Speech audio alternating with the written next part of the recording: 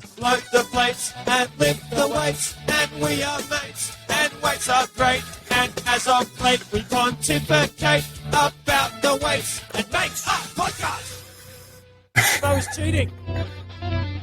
This is Weekly Weights with Alex and Will.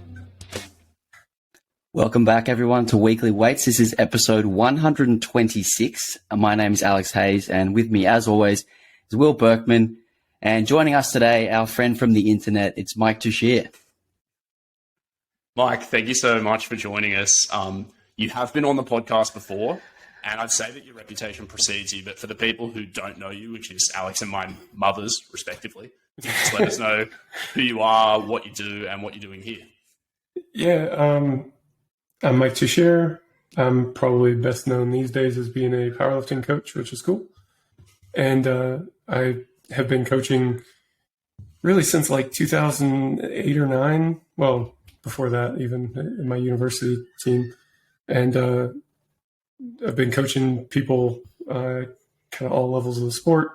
I've been fortunate to coach lots of high-level, world-class powerlifters, and that's been really awesome as well.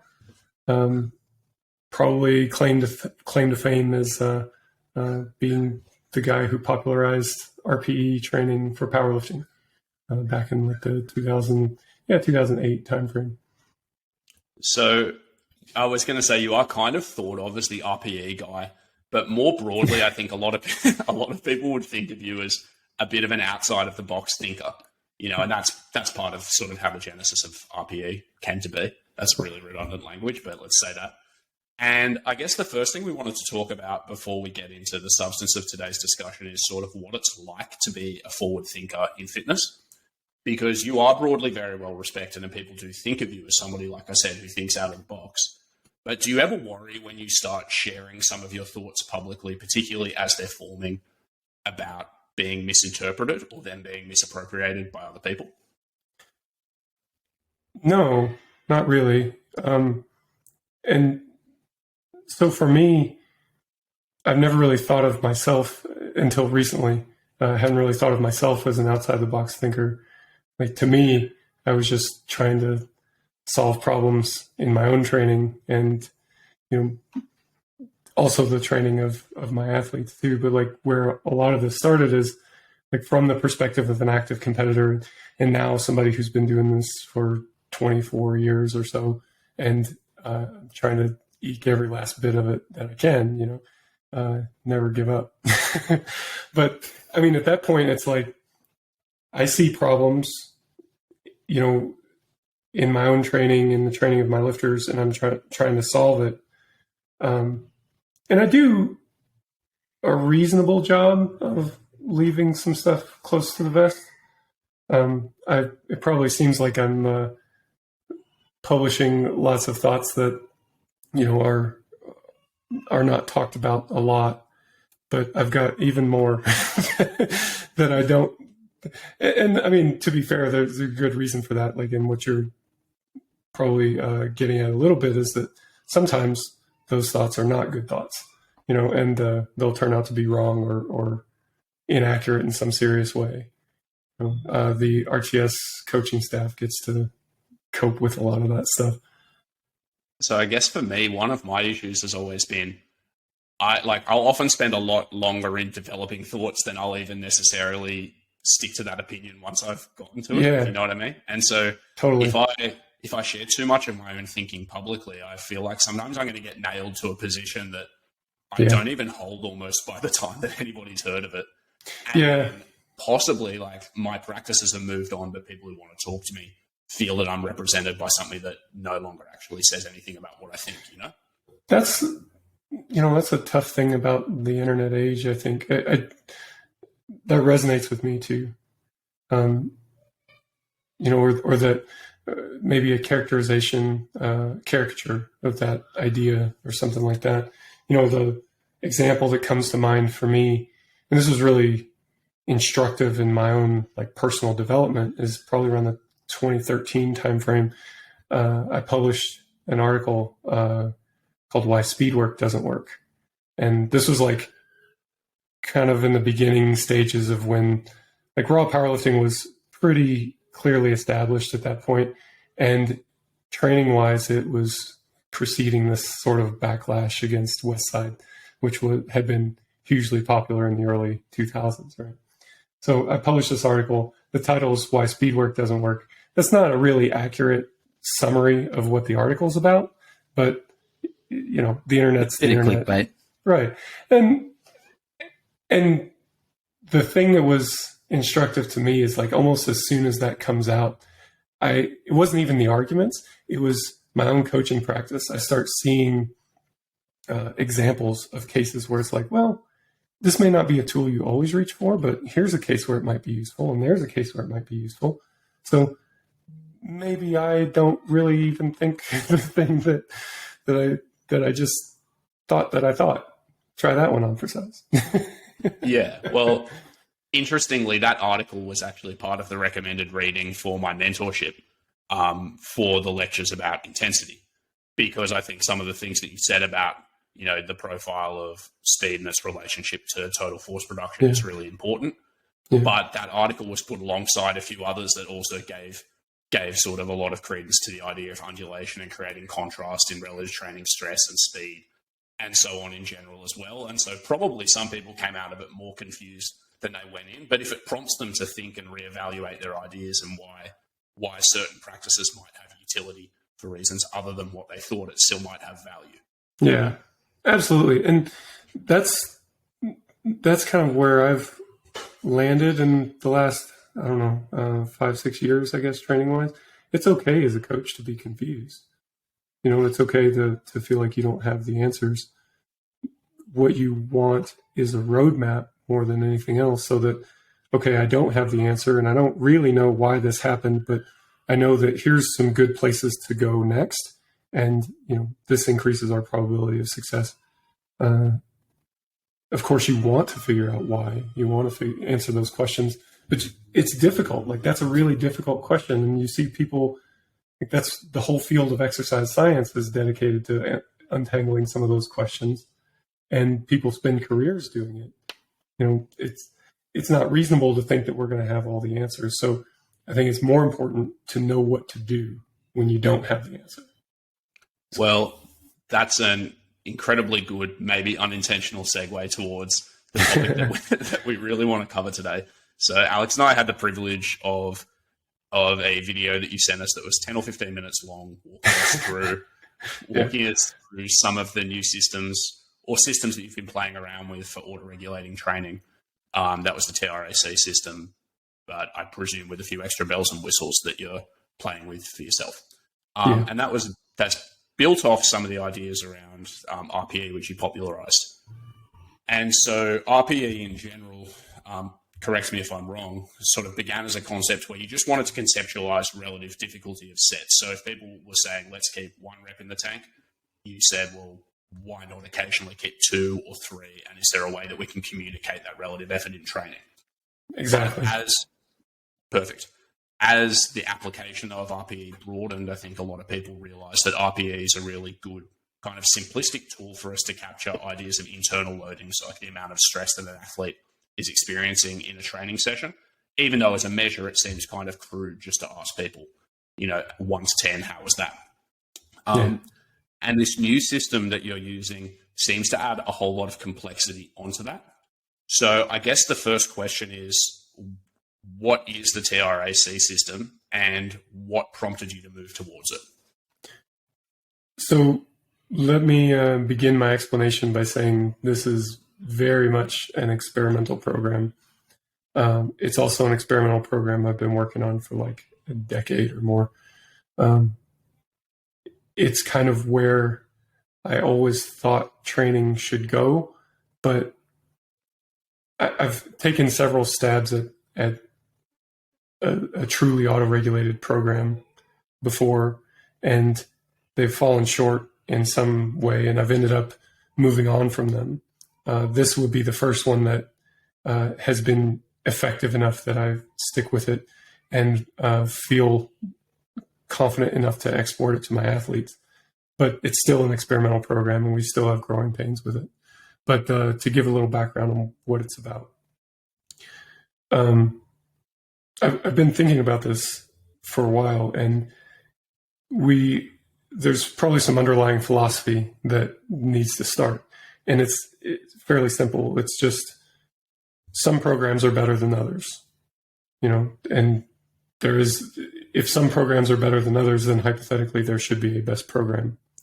And now there's where we start to lose people. It's not that there is a program that you write on paper that is the best for everybody or even one person, right?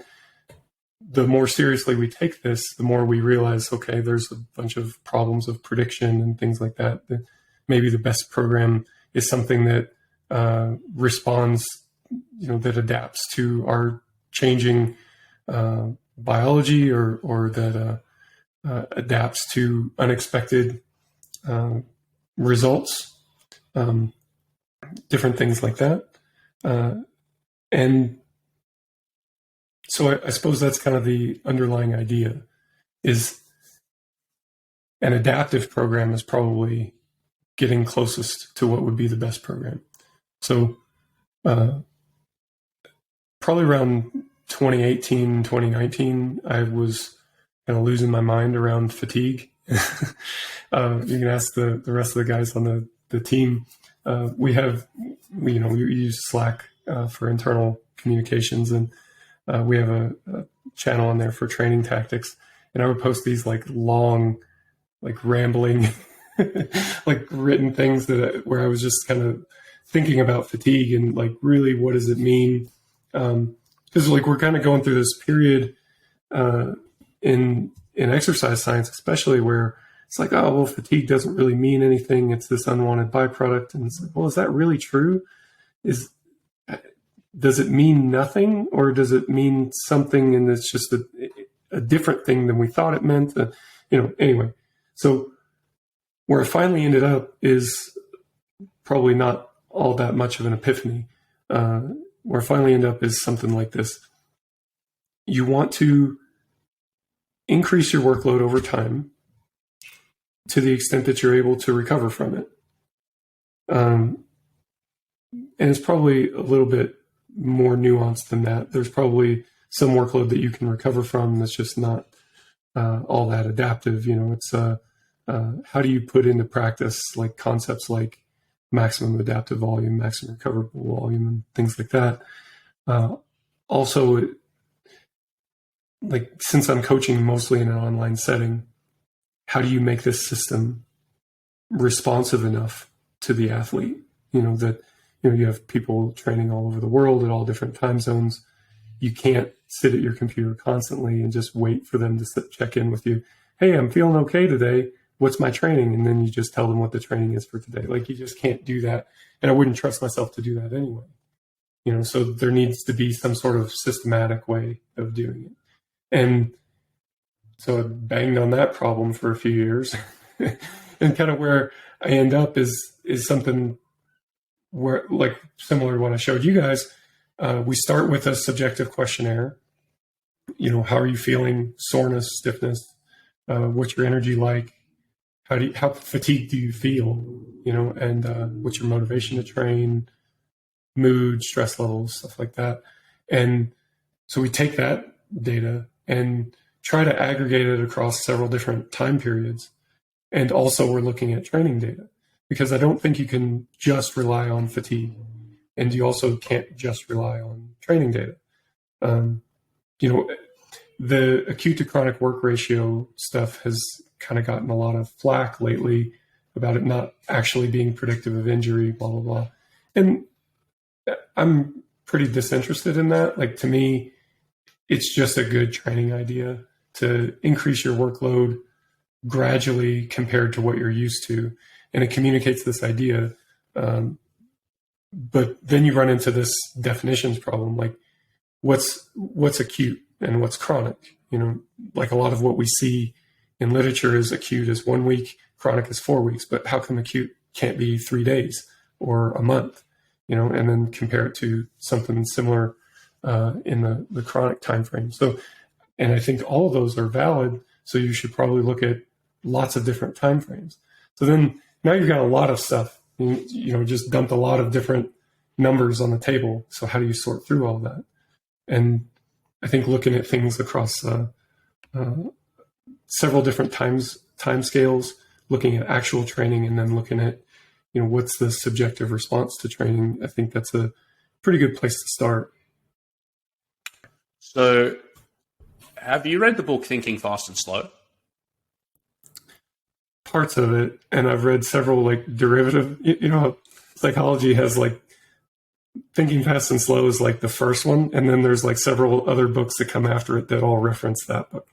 So, yeah, and in 6 or 8 years, there'll be like a children's book that communicates the clear message, like, exactly. like the little train that could for the message of grid or whatever. Like, just stick to it.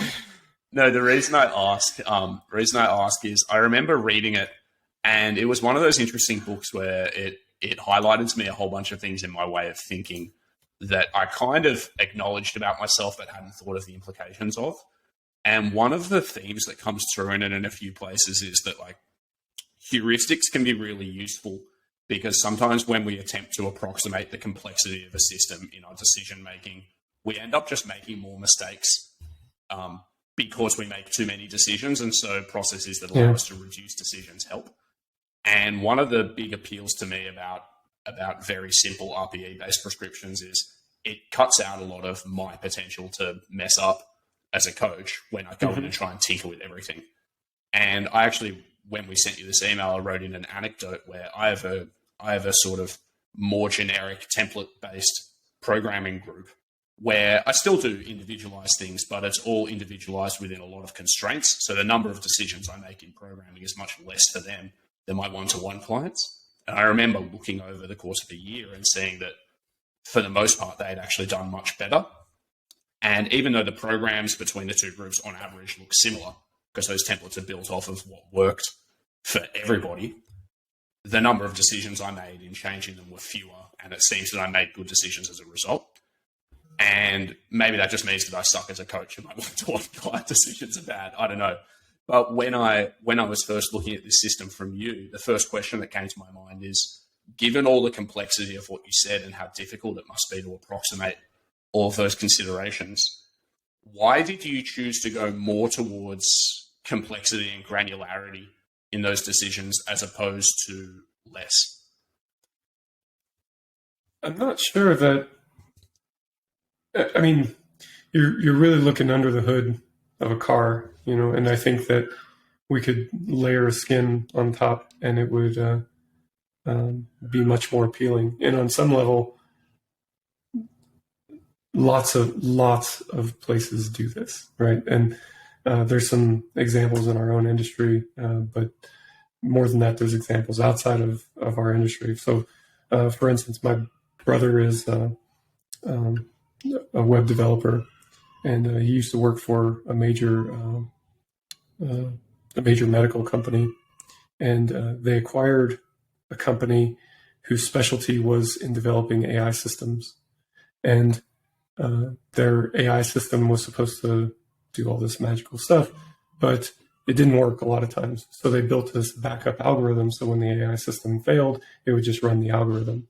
And if you think about it, then why not just run the algorithm, And I think lots of things end up like that. You just put a skin on it, call it AI, and we're good, So we're a little bit looking under the hood. The thing that I want to be able to do is to trace back every decision that gets made. It's important for me to be able to trust the system that I'm using, that I'm having my clients use. And that was a big problem in prior iterations of this system. And like I mentioned, I would abandon them because I would come up on a workout and they would say, hey, reduce your volume by half. And I would say, what? I'm not doing that. And so, at that point, you may as well not be listening to it at all. So I thought I need to develop a system that when it tells me to reduce the volume by half, I know why it's telling me to do that. And I'm confident enough in that I go, even though I don't want to, I'll do what I'm told.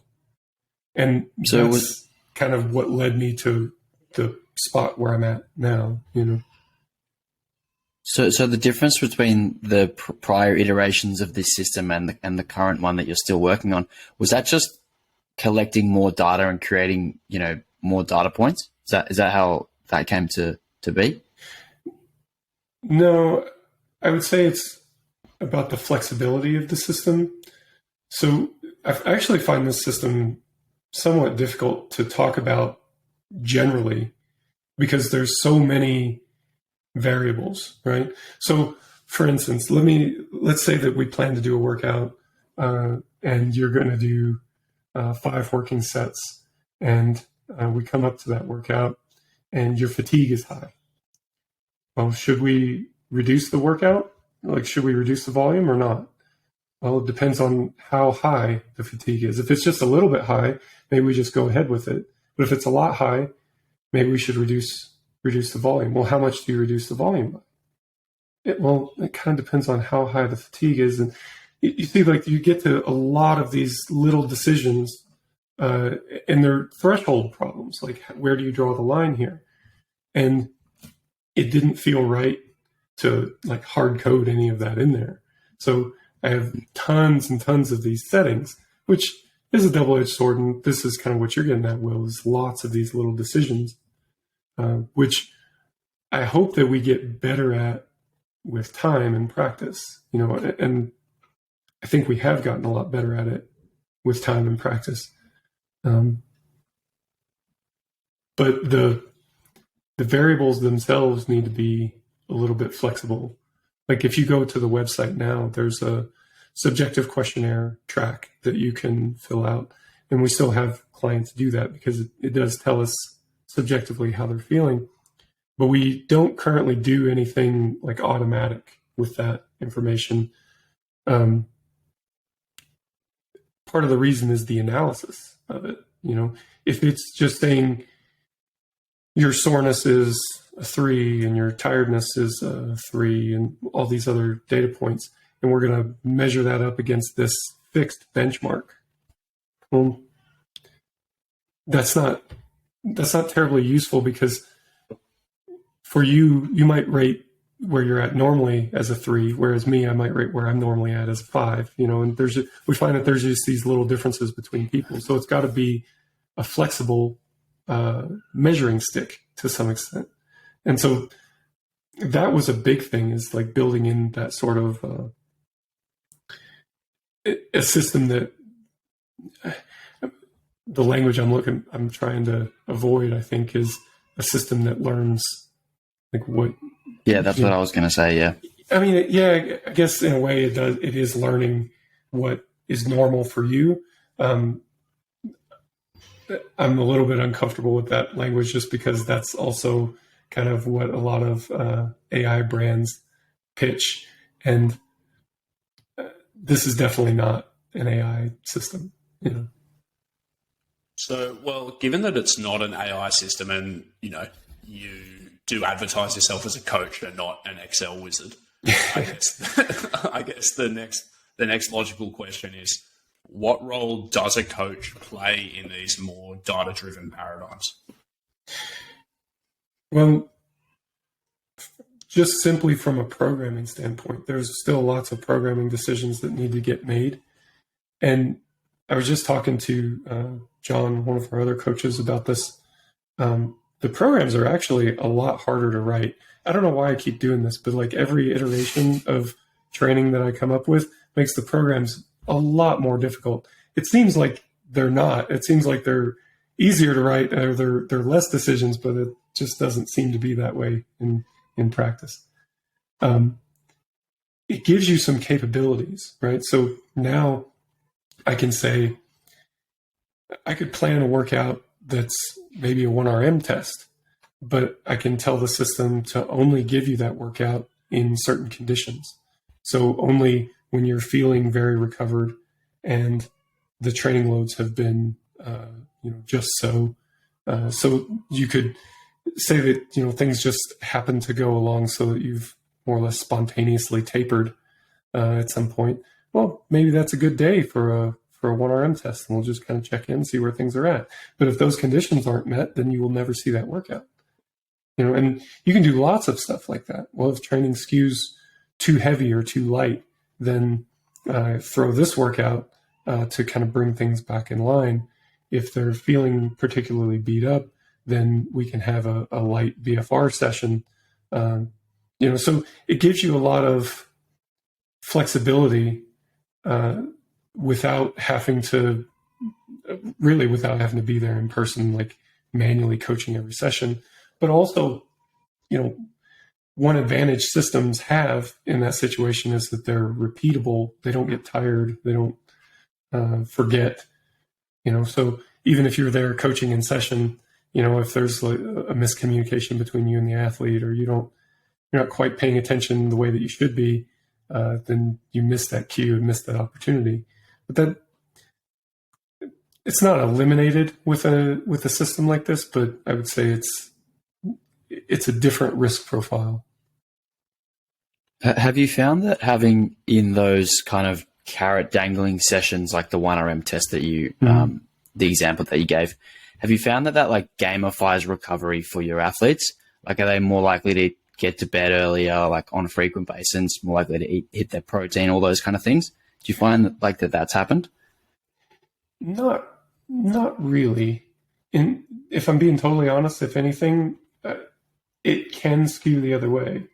So some cautionary tales, I suppose. Like I said, this has definitely been an experimental program. I've had lifters who will tell me that they're not motivated to do the other outside the gym things because they know that if they don't do it, the system will take care of them. And that feels like a cop-out to me. I'm just not terribly persuaded by that. Like, I don't think that, if you don't do those things, then you haven't earned the session. And if you don't do those things, then you shouldn't do the session anyway. That a session that you're unprepared for is a session that you're unprepared for. And the system should take care of you. It's like, if I don't do what I'm supposed to do, then I need you to hurt me. No, I'm not here for that. Yeah, it's intellectually immediately unappealing to think that you would get equivalently good results by being a shit trainee just because the system looks after you. It's more that you might do the best that you can do given those constraints. Exactly. The other thing I'm interested in, so obviously that's people who are less motivated to work hard. Do you ever find that just when somebody goes through the process of filling in one of those questionnaires or something, that their expectations of their performance within session might regress to the lower level when they say, oh, actually, I am a little bit tired, as opposed to toughing it out and doing their very best? Once again, I didn't realize how counterintuitive some of these results were until starting to talk to you guys about it. But I've had an issue of people fudging the numbers a little bit on the recovery side to try to get the workout that they wanted to get. And that's particularly an issue like as outside stressors creep up, right? But again, that's something to be cautioned against. It's something we've got to be intentional about not letting what we want to be true influence what is actually true to the best of our ability. A robust system should be able to endure some of those shocks, and I think this can. But if you're just like outright just saying whatever you need to say to get the workout that you want, then okay, then we're not really doing this system, and there's a lot of these features that can be turned down or turned off. Like I said, we could draw the line for adjustments due to fatigue at some other place or turn it off entirely. And that's something that I've had to learn as a coach, as somebody who's writing this training, is that I've got to be more willing to turn some of that stuff off when the athlete is not prepared for the feature, I guess you could say. Well, what you said there is also just one of the classic criticisms of RPE. Like the meme about your client doing an RPE 8 that's always an RPE 10. Sure. Has an element of truth to it for the clients who are that way inclined, and there's plenty of them. Yeah. But I guess part of the coaching process as well is beginning to make your clients understand the longer term implications of frequently not doing the training as intended, Right. and so on. And so even when you have it, you go on. We've got to meet our clients where they're at too, and the RPE example is probably easier to wrap our heads around. If we've got a client, and I work with them frequently, who really aren't that reliable with RPE, we need to find some other way to administer the training load. And that may be percentages. And, like I wrote a book about why we should use RPE over percentages to a large extent. But that doesn't mean that there aren't situations where the cost of benefit works out the other way. And if giving somebody an RPE program leads to them doing things that are not in their best interest, then we've got to find a different tool, whether that's velocity or percentages or whatever. And this track R tool is no different either.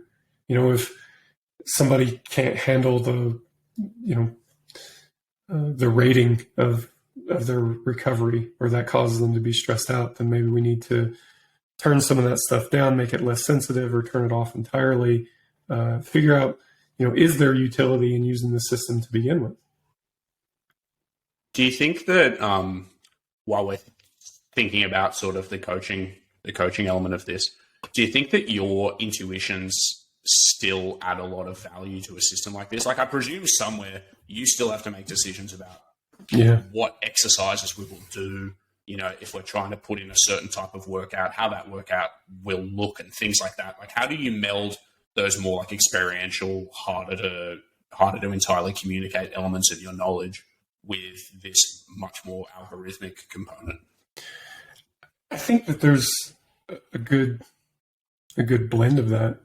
And I've had to learn kind of how to harness some of that stuff, because I ended up building some of these capabilities, and then was like, yeah, that would be really cool. Like the impromptu max out session, that just was a capability that I was like, oh yeah, we could do that. Okay, now I've got to figure out, is that appropriate? Because it's a problem that I've not really thought about a lot, because it's not really been a possibility before. And there's plenty of things like that. And when you start thinking about, okay, this person's training 3 days a week versus that person's training 4 days a week, how do you want these rules to be structured? And what does that mean? Like, writing the training has been difficult. And that's probably the next problem to work on, is how do I fix that, basically? How do I make it so that it's easier to wrap my head around some of the training variables? There's something that occurs to me thinking about this, which is that the more we try and automate some of those less like quantifiable decisions, so say the decision as to whether to do a paused squat or a pin squat, which are, subjectively quite similar exercises in lots of ways, but elements of how it feels to an athlete, and maybe their like familiarity with the movement and the degree to which they like it, and whether it's novel, and all of those things kind of feed in meaningfully to their training experience, but in a way that I don't know that I could ever represent in an algorithm accurately. Right. And I don't even have a question to that. It's in my head as you speak. I don't know how I would deal with that. You're right on. And I mean, I haven't figured that out either. And I don't know that we'll get to a reliable place to figure that out. That's just something that doesn't seem to me like it's ready to yield to numbers just yet. Things like how heavy we should go and how much volume should we do, those are much easier to quantify, and then you can make decisions that way. But,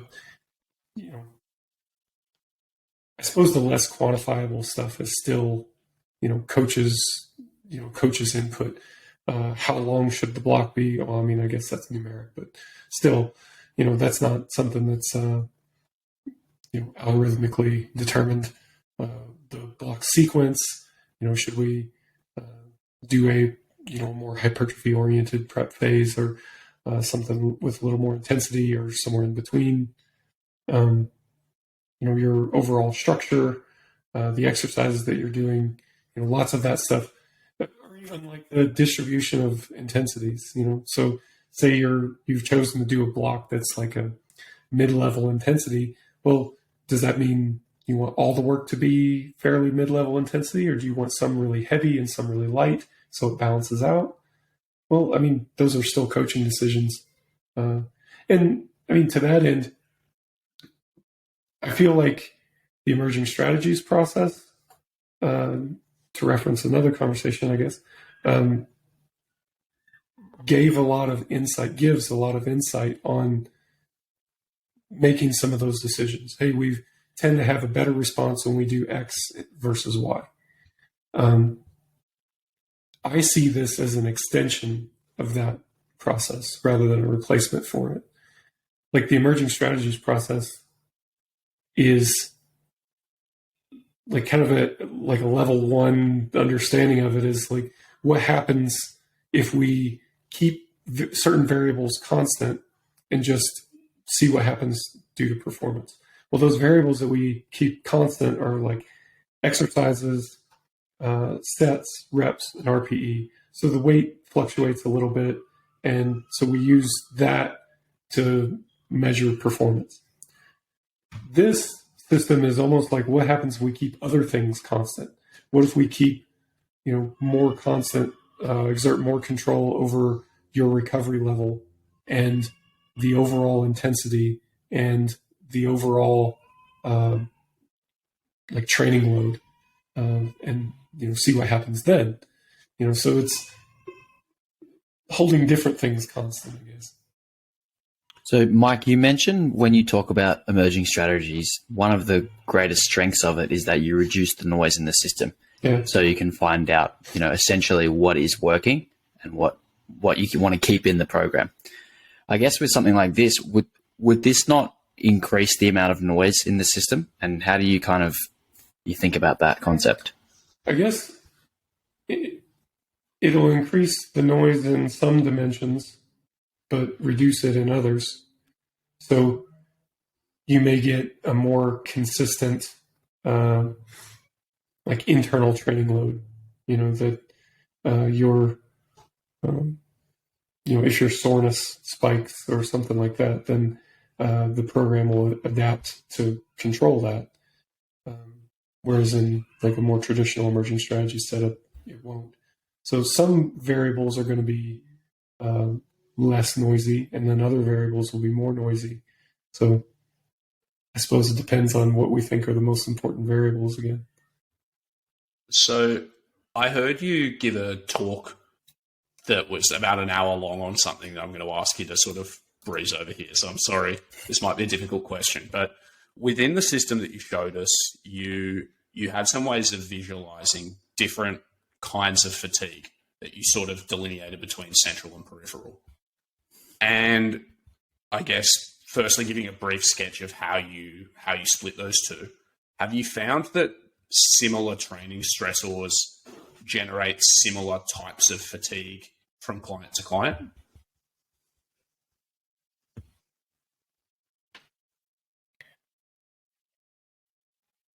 So I suppose let's think about.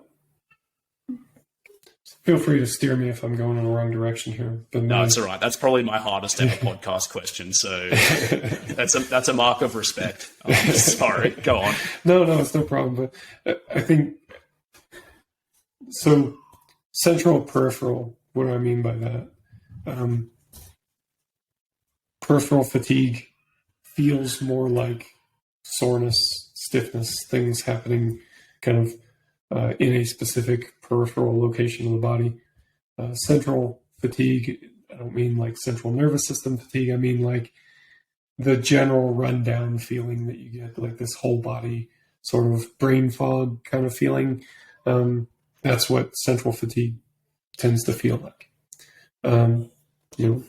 Depressions in mood or training enthusiasm, that would all be, central. So I tend to associate higher intensities with more central fatigue and tend to associate lower intensities with more peripheral fatigue. And I think that's fairly generalizable. And it probably depends on how fine a gradient do we want to draw. But I think generally something lower intensity, an equivalent training load is going to draw more peripheral soreness and stiffness versus heavy 1RMs. Heavy 1RMs may kind of make you feel more of that central fatigue type of feeling. And there are certainly differences, everyone's pulled a third attempt deadlift that left them feeling peripherally wrecked for a couple of days. So it's definitely not exclusive. Sure. I tend to drop my third attempt deadlifts early enough in the rep that I'm normally just about fine by the next day, unfortunately. Yeah, hey, that's smart. Go back to training. Well, the follow-up question to that is, if the responses are kind of uniform in terms of the subjective training stresses, do you find that some people still perform better with higher or lower levels of central and peripheral fatigue within their block? Yeah, for sure. For sure. We've had several people who seem to respond better when the overall intensity is lower, which would mean that the volume is higher. And then other people, like I tend to be more on the other end of that spectrum. I tend to respond more to higher intensities and so on. I think it kind of connects into what you mentioned earlier with your internship, that variability is a big deal too. Because I think the first step is figuring out which one do you tend to respond better to. And then the second step is, okay, how do you make that response more robust, more reliable? I think it's a pitfall to write training that is too much the same. Each block, it's a little bit different exercises. It's a little bit different rep range, but it's still pretty much the same, small differences here and there. After, multiple blocks, the response gets blunted and you'll need to do something significantly different, I think, to kind of get things moving again. So another element of this spreadsheet that you showed us was that downstream sessions and sometimes downstream weeks would be adjusted on the basis of the changes that you had to make to a session within a day. And I think sort of some of the common wisdom among coaches would be to treat each session as a drop in the bucket. And if you need to sort of just make a little tweak to today, you just get back on the horse tomorrow and carry on. Yeah.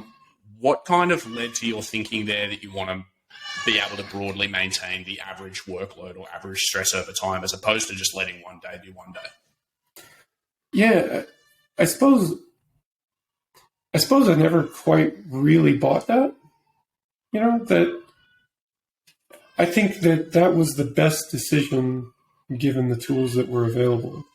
I can't remember everything that I showed you guys in the video, but the number of calculations that I'm making to figure out what we should do today is not something that I would ever want to do by hand for even one athlete. That it's just the risk of committing just some mathematical error is, and then figuring that out is not fun. That's not how you want to spend your coaching time. So I think it just kind of becomes the best decision that's available. It's just like, well, let's just get back on it and just proceed from here. And in the end, it'll more or less average out. But does it really average out? Like, if I think about like what's going on in a body and what's going on like as training effects accumulate, it could average out, but it's also like we were talking about memes and there being a bit of truth to memes. What about the meme of people who skip their assistance work? You write the program and it's got this assistance work that's built in, and presumably because you want there to be a training effect from it. But if they never do it, then what? They're basically doing all the heavy stuff, but skipping the light stuff. And so it skews the intensity and it skews the overall effect of that training block. But if you knew that, at some point you would say, look, this whole thing is not going the way that I wanted it to. The intent is for this to be lower intensity block with more volume, and we're just not getting that. So maybe we need to do this workout over here that has no heavy component at all and is just rep work to kind of bring things back in line. And the more we can steer things like that, the better off I think you've got the potential to be. I mean, if you imagine a scenario of a lifter who is consistent and adherent, then yeah, like a dynamic adapting system, it may not add a whole lot. They're a reliable factor. But one of my favorite examples is I've got one of my clients is an ER doctor, so works ridiculous hours, ridiculous shifts, and then we'll have long stretches of like time off. And this has been really useful for him because when he's fatigued, it gets down-regulated. If he has to cut a session short or do like 3 or 4 sessions in a row, then all that stuff gets accounted for without us just kind of going, I bet it'll balance out. I can be a lot more confident that we're getting what we intend to get. Yeah, I mean, I think my presumptions about it probably doesn't matter so much about what you do within the day, provided that the long term works out the same, kind of comes from observing people who have always operated under that assumption. And even when it's done in research, like I know there's a couple of studies on daily undulating periodization where they've let people self-select the order in which they do workouts. And at the end of the block, they all tend to roughly get about the same results.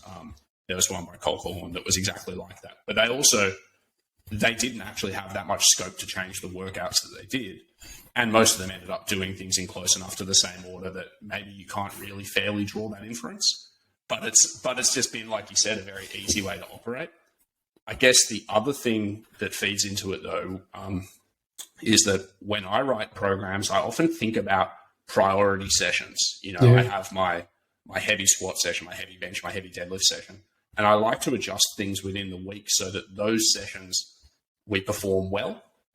And I think that makes decision-making around other things a little bit easier. But hearing you talk now, I sometimes think, well, maybe that runs the risk of diluting the overall training effect, this sort of like average lump of everything we do, just to keep those pulses happening. How do you, I don't know if you even balance those ideas, but how do you think about that? I mean, it doesn't have to. I don't think it has to.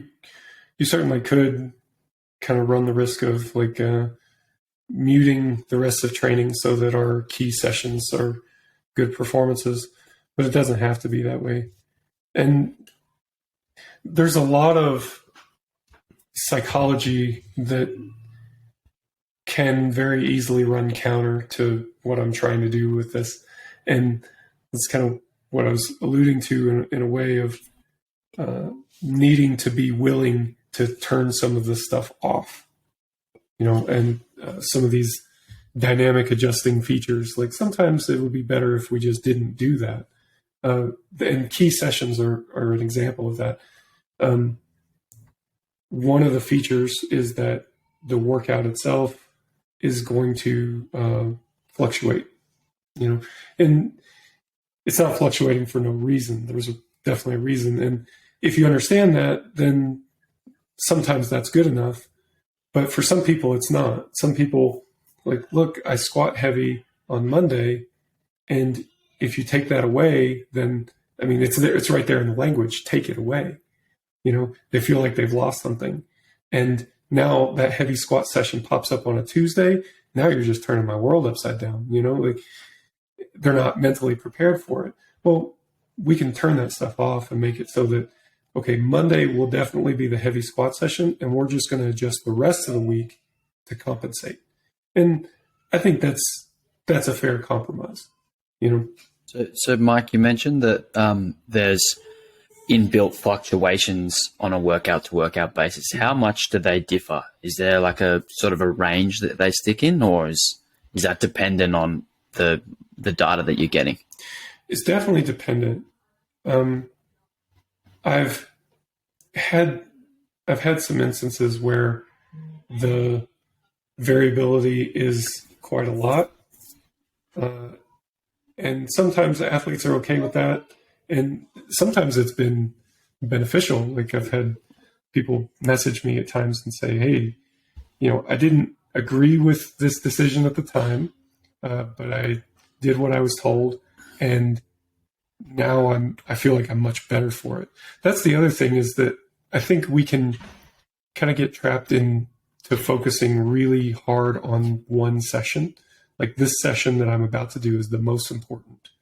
And that one, I mean, we should do what we can to make it optimal to the extent that we're able to, but we should also have in mind future sessions, and if we do a session now, but it costs us next week, then that may not be a trade that's worth it, But I got off track on your question, Alex. Sorry. You feel free to bring me back to earth. I just asked how much variability there was on a session-to-session basis. Yeah, there can be a lot. But again, if the athlete's not coping with that, then we need to turn that down, and even to the point of turning it off entirely. I would say what's normal to expect. If we're recovering well, I would expect that the workloads will shift a little bit.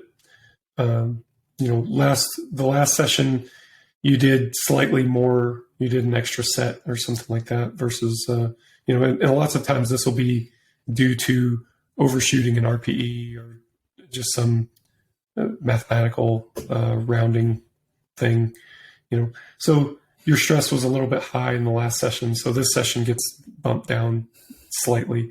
Most of the time, it's not terribly obvious, and if you're recovering well, that should be most of what you notice. But then as you start to push the boundaries a little bit and the workloads get toward, your limit of recovery, then we'll see things pop up like impromptu deloads and things like that, where you were pushing the training volume really hard, and now your recovery has dropped to the point where it's reducing your stress aim point. And I know a lot of this probably isn't making a whole ton of sense, but the upshot of that is that now your workloads for the rest of this week get reduced significantly. You've got basically a deload week that pops up out of nowhere. You weren't necessarily expecting it, but it's been driven by your recovery. So I kind of want to ask a couple of more meta questions about coaching. You've been doing this now for like 15 years, and you're obviously thinking about it more than the average person, which I imagine weighs on you here and there. Yeah. Given how much thought you put into these sort of bigger questions about like how can we more truly represent optimal training and stuff, do you ever find yourself becoming disinterested in or even like disregarding a little bit some of the elements of training that you consider maybe more mundane?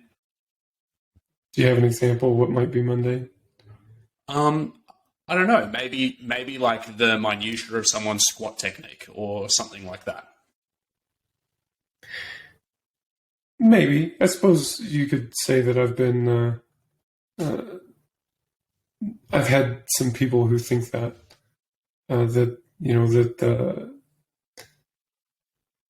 think there's good reason to not, be hypercritical of just keying on the example you gave here, but maybe squat technique. I don't feel the need to coach every rep and really, your knee buckled in 2 millimeters. I think that most of these things wash out, and back to the broomstick. And they're not the broomstick. Yeah, exactly. right. It's not even just that they wash out, because you could say the same thing about, people do say the same thing about programming changes too, right? It's minor shift, it'll wash out, right? But I think that it can be counterproductive to overcoach some of that stuff. And I mean, there may be some there may be some valid criticism in there as well that, yeah, it'll wash out, it'll correct, but it doesn't do that necessarily automatically on its own. It does that because you notice it. And even if, so what happens in my own practice, in my own training, is that I notice those things and I correct for them. And I just don't make a big deal out of it. Like I don't feel the need to, get out the Coach's Eye app and, draw a bunch of stuff. Like, okay, yeah, I noticed that squat I cut a little bit high. I need to bring it down the next set. And I think that for intermediate athletes or anywhere in there, really, we shouldn't assume that they already understand all that stuff. That making a correction without making a big deal out of it is a little bit of an art in itself. I mean, I broadly agree. Like, over time, I've probably worried less about talking people through their technique. I'm worried more about giving them some broad feedback and then tweaking my program to give them chances to learn and improve. But one of the you go on. You had something to say. Yeah, I was just thinking, like, as this relates back to track R and the differences between being if you were going to be hyper attentive to one thing, would you pick technique or would you pick training loads? And I would pick training loads for sure. That I think that being hyper attentive to training loads is going to give us a better chance at, avoiding injuries, at giving somebody a workload that's adaptive, and, the rest of the stuff can kind of work itself out. You guys find yourself more or less on the same side of that, or? I am. It's interesting. We, Alex and I recorded an episode last week where I was finding it very hard to express some of my thoughts recently because I feel like I've learned more about movement and posture and biomechanics and things in the last year. And in some ways I've wanted to apply it, but I've also wanted to really not get too caught up on it when it comes at the expense of productive training. Yeah. And so again, it comes back to that sort of balancing, providing people appropriate stressors, altering their programs so you give them chances for that more implicit motor learning, whilst still satisfying those things and not getting so caught up in the minutiae of how people move that you're over prescriptive. It's difficult. I don't really know where I've come down yet. I guess that's part of the value of being confused. Right on. Yeah. I had a bit of a follow-up to that question. Oh yeah, it actually brings us almost all the way back to the start of this discussion, which is the ideas that you put out publicly. And, you said somewhere in the middle there, you kind of have to meet clients where they are. Like they have certain expectations and desires of you. And I guess for you, because you have done so much communicating about appropriate dosing of training, stress, and so on, you probably get clients who walk into you with an expectation that that is what your coaching will focus on, as opposed to the people who do go around talking about, technical minutiae and where your approaches and so on at a given time. And perhaps there's value in that as well as being consistent in expressing the things that you think are most important and rationalizing it. Do you agree? Yeah. I think Eric Helms does a really good job of talking about that as a type of selection bias. And it's good to keep that in mind. But I've definitely got clients that, when they send you videos, you can tell that they're looking for some technical feedback. And again, you need to, I think a well-rounded coach can meet a client where they're at. And if you can't, then shore up that skill set and possibly bring in somebody else that has that expertise to ultimately help the client. I know we've tried to do more of that lately, talking a lot with Dr. Megan Jones and kind of leaning on her biomechanical expertise because, I have certain applied knowledge when it comes to powerlifting, but like you guys recognize, my strength is probably more in like the training design and load management side of things. So if we're like getting really far in the weeds or we've got a situation that's fairly weird, I want someone like her to have an opinion and weigh in on it.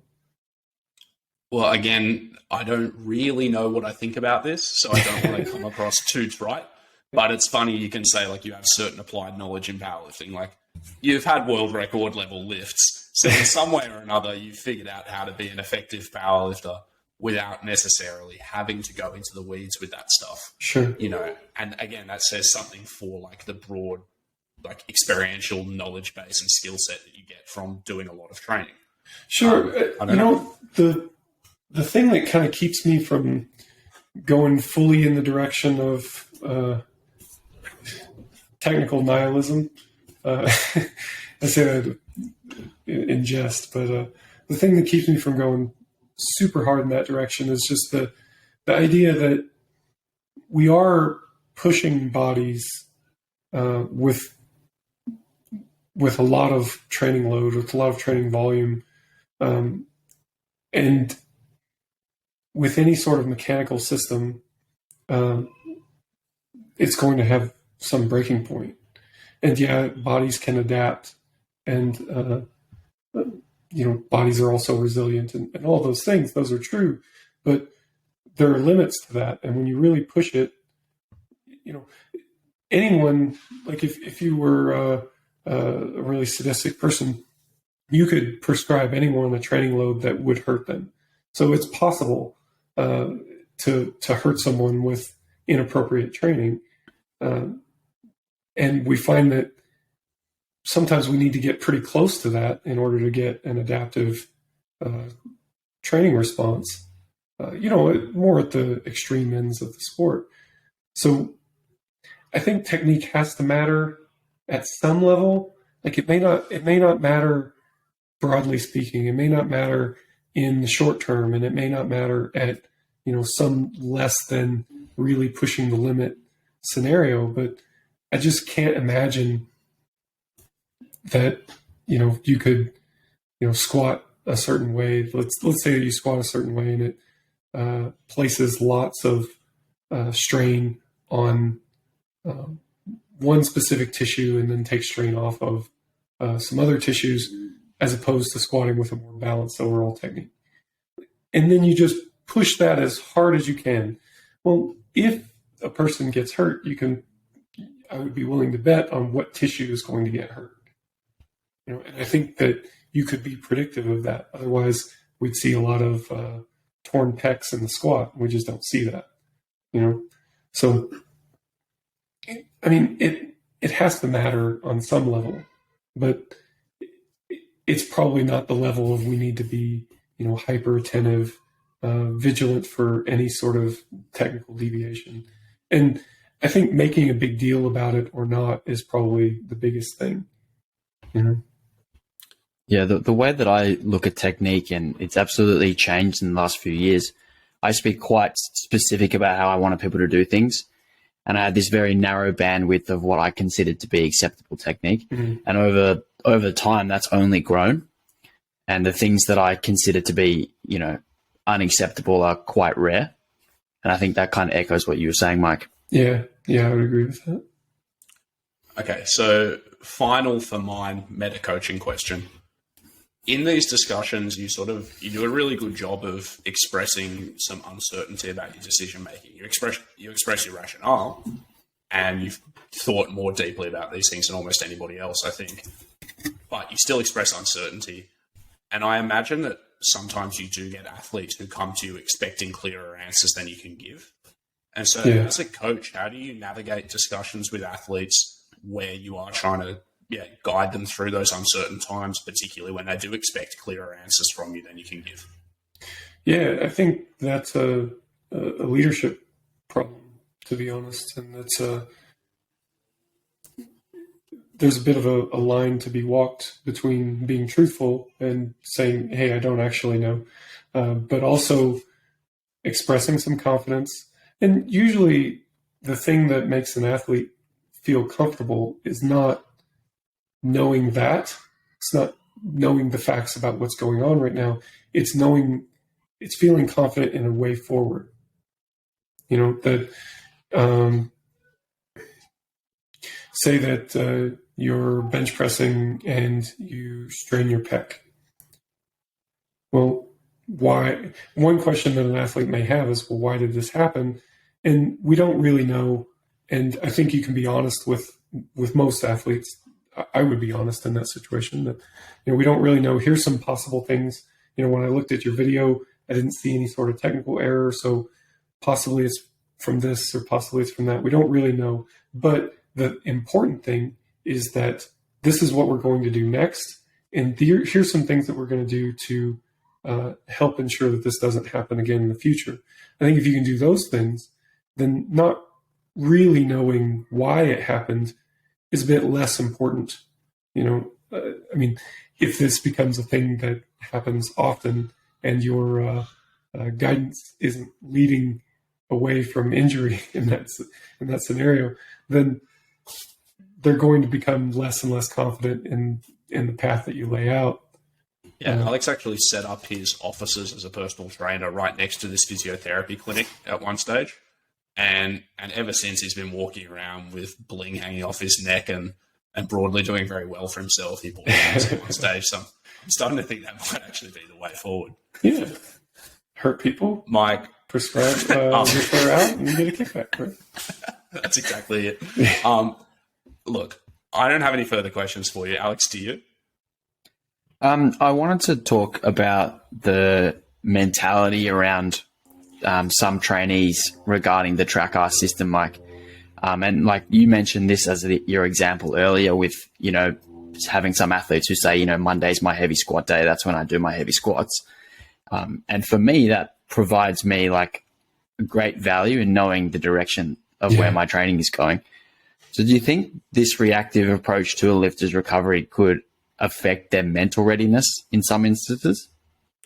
Yeah. It's funny. You guys pick up on a lot of this stuff that, frankly, came as a bit of a surprise to me.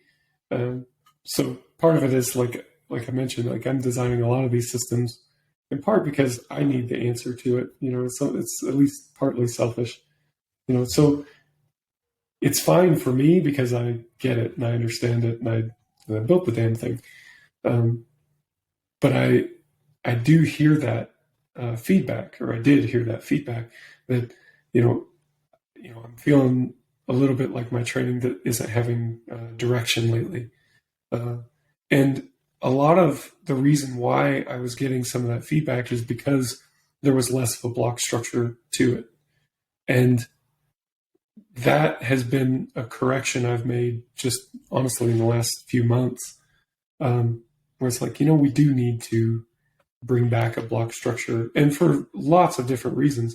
One of the reasons is it helps to give athletes the feeling of a direction. Some people can just go in there and train and they do a pretty good job of it. But like even myself, like I feel like I do a really good job of that. But still, if you give me a date that I've got to be ready by this date, it changes your mental approach to the training. So even the process of picking a target date for a gym test or something like that can be useful, just to give people something to aim at. Look, I feel like this discussion, you've said a number of times, might confuse people, but I personally have found it really valuable to hear some of how you meld those softer skills of coaching and some of those more intuitive decisions with looking more holistically and objectively at data. And, just like our last discussion about emerging strategies, I feel like those are broad concepts that could really help a lot of coaches. So thank you very much for the time.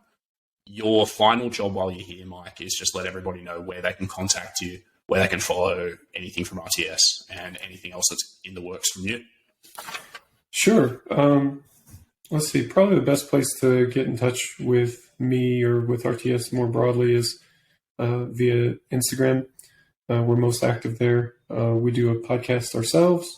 I do a weekly newsletter with, try to say some useful things and give people something that they can use. Those are probably the primary places where we're active now. And then, as always, we've got the training log on the website. But if you go to reactivetrainingsystems.com, When you log in, there's a free training log application, and it doesn't have the TrackR system built into it yet, but we'll hopefully get there at some point. But in the meantime, it does have a lot of tools built into it that are fairly unique and designed to help people make better training decisions. I think that's what a training log should do. So that's there, and it's free for anybody who wants to use it. Cool. Well, again, thank you so much for joining us. I'm Will, w.berkmanpt. I'm Alex Hayes _process. And We'll Alex chat to you guys insisted soon. that I do this for you at some stage during the episode. So here is the crowd going wild. Mike, thank you so much for doing this. My pleasure, guys.